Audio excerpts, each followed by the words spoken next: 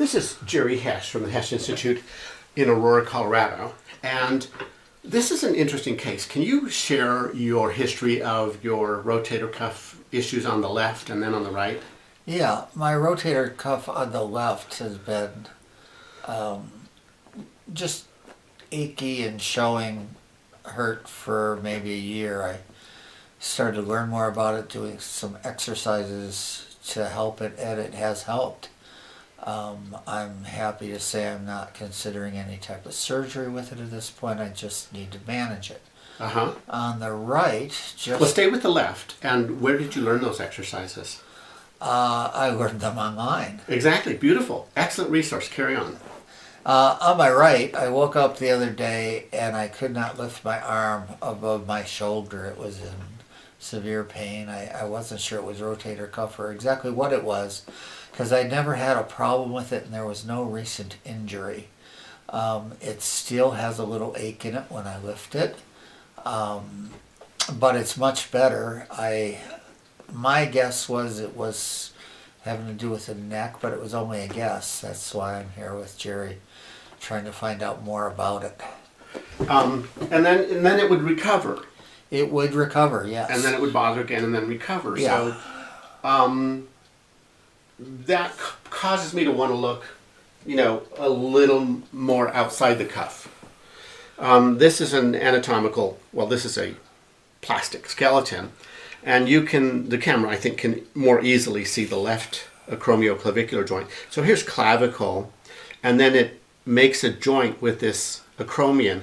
And the acromion is typically higher than the clavicle, and you can slide your finger in front of the clavicle, and then you'll feel you climb up on a bump, and that's the acromion. So the acromion is connected to the spine of the scapula. So here's the scapula. So I'm going to test motion of your clavicle, and I start medially, and you have nice inferior spring, okay? You have nice posterior spring, okay? And then you have good superior spring, all right?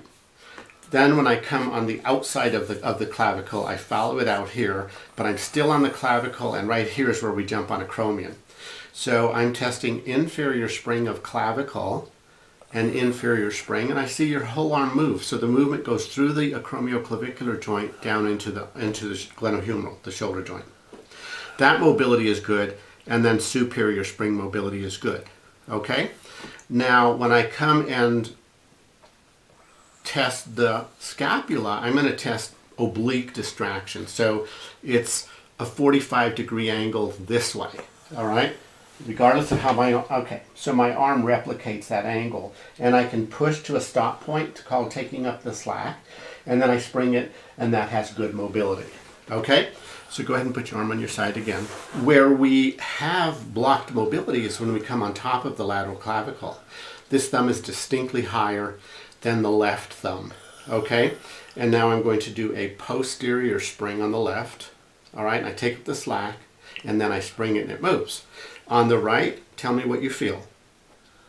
It's just static. It doesn't move at all. Okay. Am I using more pressure? No. Okay. Let's do it again. So this guy, I take up the slack, and then I spring it. And this one... No movement. Is there more pressure? Yeah, there's more pressure. Yeah. Okay.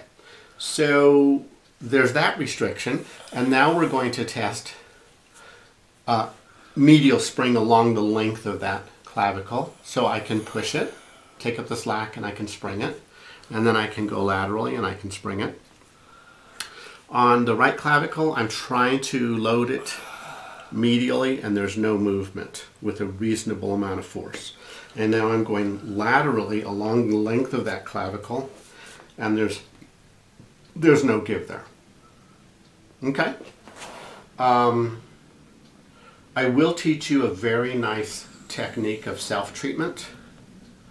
The therapist mobilization technique that I use is I come with my left hand and I capture your scapula. I capture the medial border of the scapula, and I pull it, and I pull the scapula laterally, okay? And then I apply a 45-degree angle push through the shoulder joint and through the scapula via the acromion. And this is the technique that I use to improve mobility. Okay? Now, the technique for having people treat themselves, let's have you lie on your stomach.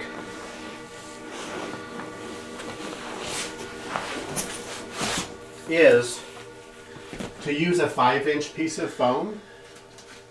And I buy this round foam from a place in California called Foam Erica, like America, F-O, America, as in Foam Erica, okay? And you can buy it from them inexpensively. So what I do is I prop this and I cut it in a 5-inch length. And for smaller people, the diameter is 4 inches, so we could place this under you at 4 inches, but you're a big guy.